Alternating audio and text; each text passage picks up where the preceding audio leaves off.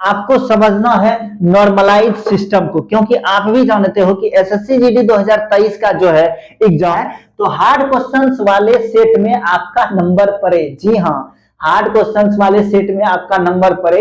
ऐसा होने से क्या होगा, आपको नॉर्मलाइज में ज्यादा नंबर मिलेंगे। सामने दिख रहे लाल बटन को दबाकर चैनल को सब्सक्राइब करके बेल आइकन जरूर दबाएं। एसएससी जीडी 2023 में तैयारी कर रहे हो तो सिर्फ तैयारी, mock test, practice set, syllabus, मेरे मैथ्स कमजोर है, मेरे रीजनिंग कमजोर है, मेरे इंग्लिश कमजोर है, मेरे हिंदी कमजोर है, ऐसा नहीं करना है। आपको समझना है नॉर्मलाइज सिस्टम को, क्योंकि आप भी जानते हो कि एसएससी जीडी 2023 का जो है एग्जाम ऑनलाइन होने वाला है और नंबर ऑफ निगेटिव क्वेश्चंस 0.5 हो चुके हैं। इसमें आपको नॉर्मलाइज सिस्टम को बिल्कुल समझना होगा कि किस तरह से स्मार्ट वे में हम नंबर ऑफ क्वेश्चंस को अटेम्प्ट लेंगे, कम से कम गलती करेंगे, और वो हमारा स्मार्ट वे क्या होगा कि हमारी कम से कम गलती होगी। और आप भी जानते हो कि जितना क्वेश्चन आपका सही होगा और जितना कम गलत होगा, नॉर्मलाइज में उतने नंबर आपको ज्यादा मिलेंगे। तो अगर आप एसएससी जीडी 2023 में रिटर्न की तैयारी कर रहे हो, रिटर्न पेपर देने वाले हो, तो आपको नॉर्मलाइज सिस्टम को बिल्कुल आसान तरीके से समझना चाहिए, क्योंकि सभी जान रहे हैं कि फाइनल कट ऑफ क्या रहेगी, सेफ स्कोर क्या रहेगी, किस तरह से तैयारी कराए, किस तरह से मॉक टेस्ट दें, किस तरह से प्रैक्टिस सेट कराए, लेकिन ये कोई नहीं समझ रहा कि इस नॉर्मलाइज सिस्टम को समझे कैसे। तो आज का वीडियो बहुत ही अलग होने वाला है। अगर आपने इस नॉर्मलाइज सिस्टम को समझ लिया तो मैं 100% गारंटी ले सकता हूं कि आपकी बिल्कुल ही सिलेक्शन होके रहेगी। तो चलो एसएससी जीडी 2023 के पेपर में नॉर्मलाइज सिस्टम को आज समझ लेते हैं, तो वीडियो को जल्दी से शुरू कर लेते हैं। रण क्षेत्र में युद्ध करने तो सभी जाते हैं, लेकिन विजय वही होते हैं जिनका सारथी भगवान श्री कृष्ण की तरह होता है। मैं ऐसा कभी नहीं बोलता हूं कि आप मेरे चैनल को सब्सक्राइब करो, मुझे फॉलो करो। आपको जो भाई अच्छे लगते हैं उनको फॉलो करो, उनके वीडियोज को देखो, समझो, कुछ आइडियाज लो। भैर के तरह चाल में मत चलते रहो। एक भैर गया तो हम सभी बस मॉक टेस्ट दे रहे हैं, प्रैक्टिस सेट दे रहे हैं, क्वेश्चन बैंक्स दे रहे हैं। कुछ अलग करो, कुछ सिस्टम्स को समझो, हमेशा अपडेट रहो। ये जानने की कोशिश करो कि किस तरह से स्मार्ट वे में हम जॉब ले पाएंगे, क्योंकि मुझे मालूम है हमारे चैनल से SSC GD new experience fresher मुश्किल से 5 या 10% ही है। सभी पुराने लोग हैं, पुराने शेर और शेरनियां हैं जो घायल हैं, या तो फिजिकल से या तो मेडिकल से, या फिर जिनका किस्मत खराब होगा, उनका फाइनल कट ऑफ के मेरिट लिस्ट में नाम नहीं आया होगा। तो उन गलतियों को अब नहीं दोहराना है, स्मार्ट वे में अपनी पढ़ाई करनी है। सबसे पहले जो हमारे पास जो पहला क्वेश्चन आता है वो आता है हमारा नॉर्मलाइज सिस्टम, क्योंकि आप भी जानते हो कि जब भी ऑनलाइन एग्जाम होता है तो हमारे अगर नंबर 117 आते हैं तो किसी को नॉर्मलाइज में 10 नंबर बढ़ जाते हैं, किसी के 6 नंबर बढ़ जाते हैं, तो किसी के कम भी हो जाते हैं। ऐसा क्यों है? क्योंकि जैसे ही आपका एग्जाम होगा, एग्जाम होने के बाद आपका आंसर की जारी कर दिया जाएगा और आंसर की के माध्यम से आप जान लोगे कि हमारा स्कोर क्या हुआ है।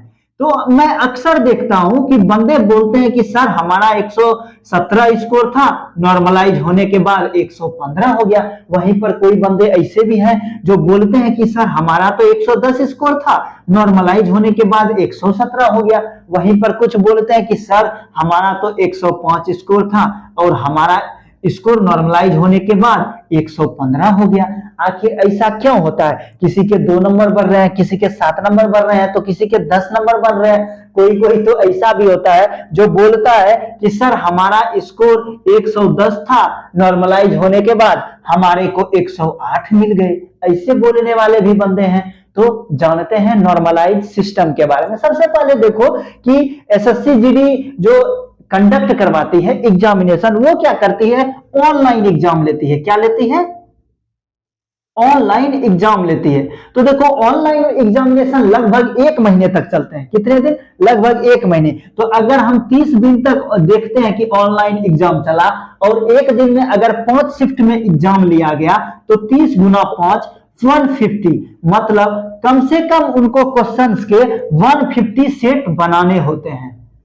ऐसे तो अगर पूरे इंडिया में एक बार एग्जाम ले लिया जाए तो सिर्फ एक सेट बनाना पड़ेगा, लेकिन जब से ऑनलाइन एग्जाम हुआ है तब से मतलब जो भी एग्जामिनेशन के जो सेटर होते हैं, जो क्वेश्चन सेट करते हैं, उनको कम से कम 150 क्वेश्चंस के सेट बनाने होते हैं। तो लाजमी सा है कि भगवान से भी गलतियां हो जाती है, वो तो इंसान है। तो सेट बनाने के क्रम में कोई सेट जो है हार्ड क्वेश्चंस का हो जाता है और कोई सेट जो है इजी क्वेश्चंस का हो जाता है। अगर हार्ड क्वेश्चंस होते हैं तो सभी स्टूडेंट्स को मुश्किल से 100 नंबर ही आएंगे, और वहीं अगर इजी क्वेश्चंस के सेट हो जाते हैं तो सभी बंदे बंदियां 117 का स्कोर कर लेंगे। बस यहीं पर डिपेंडेंट करता है हमारा नॉर्मलाइज सिस्टम। जैसे ही सिस्टम देखती है कि नॉर्मलाइज होने के बाद 100 नंबर ही सभी ला रहे हैं और सेट जो था वो ज्यादा हार्ड था, तो नॉर्मलाइज होने के बाद उनको मार्क्स ज्यादा दे दिया जाता है। वहीं पर अगर सिस्टम देखती है कि इजी क्वेश्चंस का सेट था तो उनको नॉर्मलाइज में मार्क्स कम दिए जाते हैं। अभी हो सकते हैं कोई प्रैक्टिस सेट करता होगा, कोई मॉक टेस्ट करता होगा, तो किसी प्रैक्टिस सेट में उसे 110 आ जाता होगा और किसी प्रैक्टिस सेट में उसे 80 नंबर ही आ जाता होगा। किसी मॉक टेस्ट में उसे 100 नंबर आता होगा तो किसी मॉक टेस्ट में उसे 60 नंबर ही आता होगा। तो इन नंबरों का जो ग्राफ ऊपर नीचे बढ़ते रहता है, ये अपने मन में टेंशन बिल्कुल भी नहीं लेनी है, क्योंकि जो सेट करने वाला बंदा है वो कभी कभी होता है आपके क्वेश्चन हार्ड सेट हो जाते हैं। तो हमेशा ध्यान रखना है कि जब भी ऑनलाइन एग्जाम होता है तो हार्ड क्वेश्चंस वाले सेट में आपका नंबर पड़े। जी हाँ, हार्ड क्वेश्चंस वाले सेट में आपका नंबर पड़े। ऐसा होने से क्या होगा, आपको नॉर्मलाइज में ज्यादा नंबर मिलेंगे और सभी बंदे बंदियों को कम नंबर आएंगे।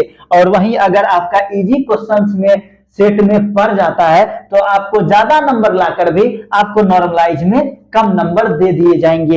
यही है नॉर्मलाइज सिस्टम का एक सत्य। और दूसरा जो सबसे बड़ा करवा सत्य है कि जितना आप सही करोगे नॉर्मलाइज में आपके मार्क्स उतना ज्यादा बढ़ा दिए जाएंगे, और जितना आप गलत करोगे नॉर्मलाइज में आपको उतने कम मार्क्स मिलेंगे। इसलिए मैं हमेशा से बोलता हूं कि देखो, आप किसी भी स्टेट से हो, बिहार, यूपी, झारखंड, राजस्थान, हरियाणा, पंजाब, गुजरात, मध्य प्रदेश, आप किसी भी स्टेट से हो, हमेशा ये मानकर चलना कि मैं जो भी क्वेश्चंस को अटेम्प्ट ले रहा हूं वो मेरा 100% सही हो। कहीं भी यहां तुक्का मारने वाली बात नहीं है कि जय माता दी 1 2 3 4, जय माता दी 1 2 3, यहां तुक्का मारने वाली बात नहीं है। क्योंकि आप भी जानते हो कि अगर हमारा एक क्वेश्चन गलत होता है तो 0.5 मार्क्स हमारे काट लिए जाते हैं। और जितना ज्यादा आप गलत करोगे नॉर्मलाइज होने के बाद आपके मार्क्स उतने कम दिए जाएंगे। और अगर आप जितना ज्यादा सही करोगे, गलती कम करोगे, नॉर्मलाइज में आपके मार्क्स उतना ज्यादा बढ़ा दिए जाएंगे। इसलिए हमेशा टारगेट लेना है और इस नॉर्मलाइज सिस्टम को समझना है कि मुझे उतने ही क्वेश्चंस का अटेम्प्ट लेना है जिसमें मैं कॉन्फिडेंस हूं, जिसमें मुझे विश्वास है। और जिस क्वेश्चंस में भी मेरे को डाउट है उस क्वेश्चंस को अटेम्प्ट नहीं लेना है। और टारगेट ये रखो कि मेरे को जॉब लेना है। टारगेट ये रखो कि मैं 60 क्वेश्चंस को ही अटेम्प्ट लूंगा, 60 में 55 प्लस 100% सही होगा। क्योंकि हर सब्जेक्ट्स में 5 क्वेश्चंस ऐसे होंगे जो कहीं ना कहीं हार्ड होंगे। तो आज के वीडियो में आपने नॉर्मलाइज सिस्टम को समझ लिया है। फिर भी नॉर्मलाइज सिस्टम से रिलेटेड आपके मन में किसी भी प्रकार के सवाल है, किसी भी प्रकार के डाउट्स हैं, तो कमेंट बॉक्स में आके कमेंट करो। मैं आपके हर कमेंट का रिप्लाई दूंगा। मिलते हैं आपसे बहुत ही जल्दी अगले वीडियो में। तब तक के लिए जय हिंद, जय भारत। अपना ख्याल रखना, घर में रहना, सुरक्षित रहना।